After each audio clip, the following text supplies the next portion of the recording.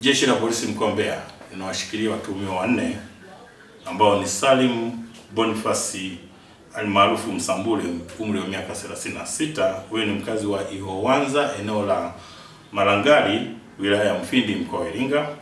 Na mwingine ni Charles Lukenda almaarufu Toru, mwenye umri wa miaka 43. Huyu ni muuza mkaa, mkazi wa mji mdogo wa Makambako, mkoa wa Njombe. Mwingine ni Christopher Batoni Mwakanani, mwenye umri wa miaka 37. Huyu ni mkazi wa Tukuyu. Na Noah Paulo, miaka 32, mkazi wa Uyole, jijini Mbeya. Hao wote wanashikiliwa kwa tuhuma za unyang'anyi wa kutumia silaha katika maeneo mbalimbali mkoani Mbeya. Watuhumiwa walikamatwa katika maeneo tofauti mkoani Mbeya, mkoa wa Iringa, eneo la Ihowanza kule Malangari, na mji mdogo wa Makambako mkoani Njombe. Na baada ya mahojiano, watuhumiwa hao walitaja mtuhumiwa mwenzao ambaye kwa kipindi hicho yeye ndiye alikuwa ana miliki hiyo silaha, kwa maana kwamba ameitunza na ameificha ambako anajua yeye mwenyewe, na kwamba baada ya kufanya uhalifu yeye ndio anaitunza. Kwa hiyo msako katika kufuatilia silaha hii ulifanyika kwa kina sana na kwa kutumia askari wenye weledi na wabobevu katika ufuatiliaji wa matukio, na ndipo mtuhumiwa huyo aliweza kukamatwa akiwa baada ya mahojiano alikiri kuwa kwamba silaha hiyo kweli anayo na amehifadhi kwenye karakana yake iliyoko mtaa wa Hayanga kule eneo la Sai, jijini Mbeya. Kwa hiyo mnamo tarehe 19 mwezi wa 4 mwaka 2025 upekuzi uliweza kufanyika katika karakana yake ya kutengenezea samani iitwayo Bamboo Furniture, inayomilikiwa na huyu mtuhumiwa ambaye anaitwa Fabian Francis Nabi, iliyoko mtaa wa Hayanga, maeneo ya Sai, jijini Mbeya.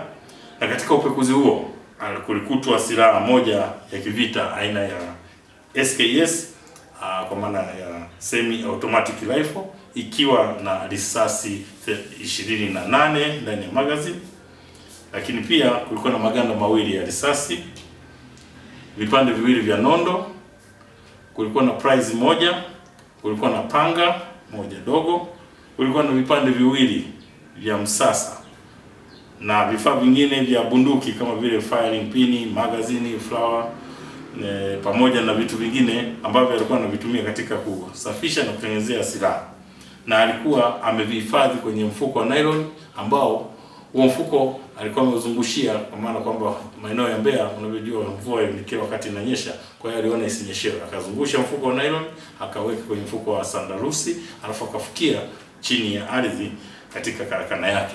Kwa hiyo baada ya mahojiano na watuhumiwa hawa wote, kwa hiyo waliweza kukiri pia na kuhitaji kwenda kuonyesha baadhi ya mali walizopora, ikiwemo simu zilizoporwa, mashine za uwakala za benki, pamoja na kuonyesha hazina zao zingine za mali na risasi pamoja na silaha ambazo wanazitumia, pamoja na mashine 3 za uwakala, yani NMB, CRDB na NBC.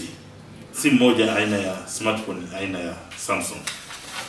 Lakini matukio mengine pia ambayo wamehusika walikiri kuyafanya huko wilaya ya Rungwe, ambapo walikiri kwamba tarehe 4 mwezi wa 4 mwaka 2025 katika kitongoji cha Kimo, kijiji cha Shukura, ambapo walimvamia mfanyabiashara aitwaye Arnold John Selemani, miaka 23.